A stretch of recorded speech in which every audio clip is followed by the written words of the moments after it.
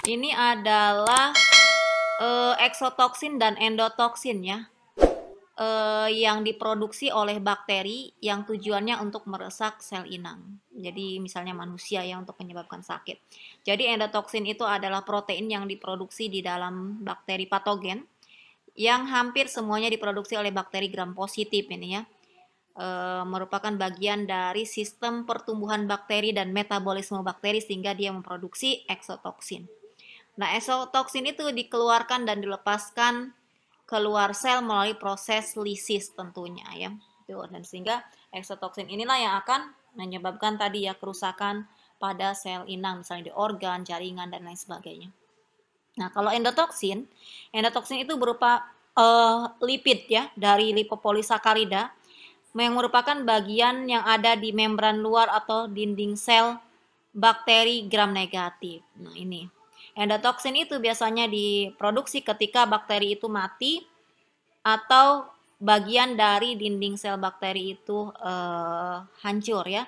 Endotoksin baru dikeluarkan sehingga dia akan menginfeksi dan menyebabkan sakit pada manusia ketika dia sedang menginfeksi tubuh kita ya. Biasanya kasus-kasus penyakit ini contohnya ada botulinum toksin yaitu yang menyebabkan kematian pada pada babi ya, pada babi di Guinea itu sekitar 1 juta babi mati karena toksin ini, padahal hanya 1 miligram saja, bayangkan. Jadi sangat mematikan sekali ya, itu salah satu contohnya. Oke, selanjutnya ini adalah mekanisme bagaimana endotoksin itu bisa menyebabkan demam di tubuh kita ya. Jadi ketika makrofag itu mencerna bakteri gram negatif itu bakteri yang menghasilkan endotoksin yang sudah Ibu jelaskan tadi, ketika masuk kemudian dicerna oleh makrofag ya. Kemudian si makrofag ini akan mengengup ya, memakan bakteri tersebut. Nah, tapi karena bakteri ini lebih kuat, akhirnya bakteri itu akan mendegradasi vakuola. Nah, si makrofag tadi, vakuola makrofag ya, akan didegradasi sehingga bakteri tersebutlah melisiskan endotoksinnya. Nah, atau bakterinya mati misalnya karena didegradasi oleh vakuola tapi toksinnya tadi aktif, gitu kan? Endotoksinnya aktif sehingga dia menginduksi makrofag untuk memproduksi sitokin, interleukin 1 dan TNF alfa. Nah, sitokin kemudian dilepaskan menuju aliran darah oleh makrofag. Nah, itu melalui perjalanan ke hipotalamus akhirnya nyampelah ke otak. Nah, sitokin menginduksi hipotalamus untuk memproduksi prostaglandin.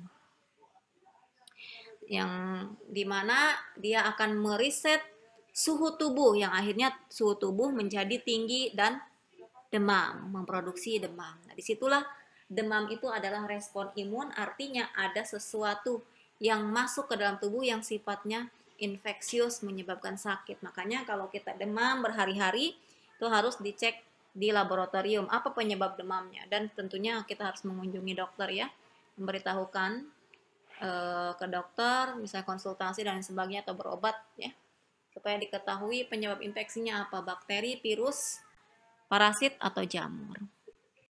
Nah, infeksi pada kasus kebidanan.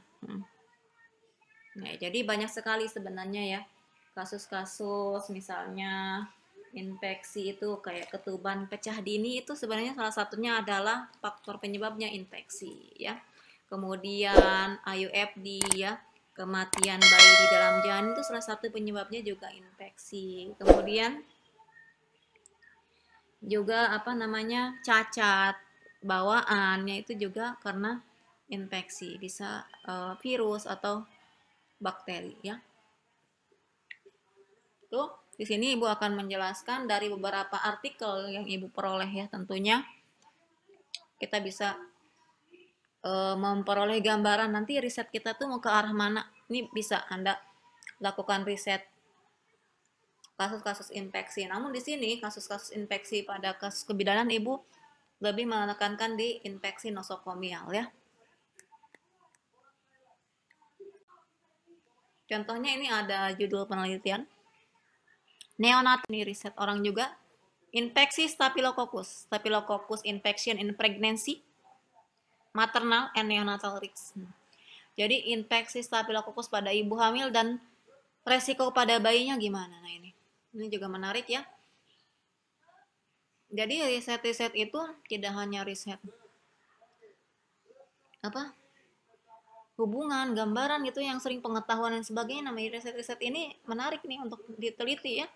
Kalau misalnya Anda tertarik dengan mata kuliah mikrobiologi, ya silakan nanti tugas akhir kalian misalnya skripsinya itu ya ke arah-arah sini. Nah ini Ibu berikan beberapa contoh artikel-artikel yang menarik ya terkait infeksi nosokomial yang terjadi pada ibu hamil ataupun bayi ya. Di sini Staphylococcus aureus. Nah ini bisa menyebabkan sepsis, pneumonia ya. Kemudian juga menyebabkan bayinya, ternyata resiko pada bayinya itu di sini si bayinya juga menderita Staphylococcus aureus tentunya. Artinya tertular ya, ibunya yang tertular S. aureus. Apalagi Staphylococcus aureus ini sekarang banyak atau ditemukan resisten terhadap metisilin ya. Metisilin itu antibiotik. Yang awalnya itu adalah menyembuhkan infeksi yang disebabkan oleh S. aureus, sekarang ada kasus MRSA. Jadi S. aureus yang sudah tidak mempan lagi diberikan metisilin. Nah ini bahaya ya. Jadi perlu ada antibiotik lain yang digunakan untuk S. aureus ini. Kemudian riset yang lain itu menarik juga ini, di intrapartum management of the HIV ya, infected mother and her infant. Nah ini manajemen intrapartum ya pada ibu yang terinfeksi HIV dan bayinya kira-kira terinfeksi enggak kan gitu ya, atau bayinya yang terinfeksi juga.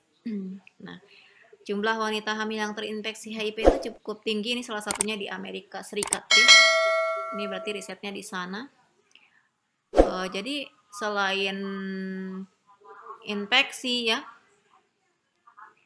persalinan juga bisa dipersulit tuh karena infeksi HIV tersebut, atau misalnya kondisi terkait AIDS. Biasanya ada yang orang HIV tidak AIDS ya, tergantung nanti dari CD4-nya ya dihitung. Ada yang orang HIV dan akan menderita AIDS. Itu dilihat juga dari jumlah CD4-nya. Makanya screening HIV itu adalah melihat jumlah CD4 di dalam sel darah kita. Nah itu. Antara 25 dan 40% bayi yang lahir dari ibu yang terinfeksi HIV itu akan tertular HIV. Ini persentasenya ya, sekitar 25 dan 40% bayi yang lahir dari ibu yang terinfeksi akan tertular HIV. Jadi tidak 100% juga kan gitu ya. Penularan HIV dari ibu ke bayinya dapat terjadi di dalam rahim ya. Ketika ibu mengandung tadi kan, karena ibunya HIV bisa terjadi penularannya di dalam rahim.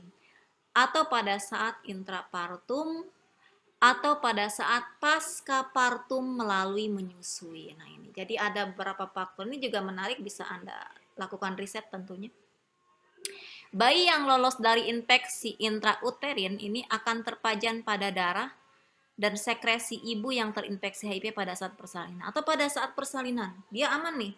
Di dalam tubuh ibu dia tidak terinfeksi ya, ketika masa hamil ibu dia, nah malah bahkan terinfeksinya ketika kapan, yaitu ketika saat persalinan. Artinya si bayi ketika dikeluarkan dari perut ibunya, atau melalui teknik misalnya bisa operasi atau bisa melalui teknik normal ya.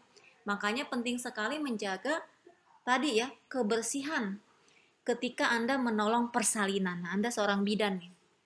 Jadi perhatikan sekali protokol kesehatan dalam persalinan. Jadi jangan hanya saat COVID aja Anda pakai sarung tangan, pakai masker, menolong persalinan. Padahal infeksi yang lainnya pun akan terjadi ketika tidak saat COVID, sebelum-sebelumnya. Saya ada pernah perhatikan itu bidan menolong persalinan tanpa menggunakan handscoon atau sarung tangan. Jadi dia dengan tangan terbuka begitu, luar biasa ya. Sebenarnya itu sumber infeksi ya.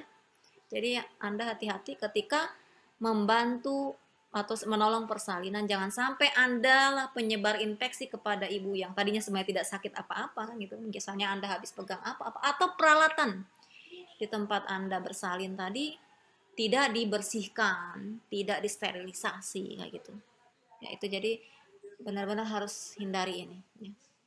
Makanya kadang ada bayi yang terkena HIV itu ternyata bukan ketika saat hamil, ketika tadi saat ditolong pada saat persalinan.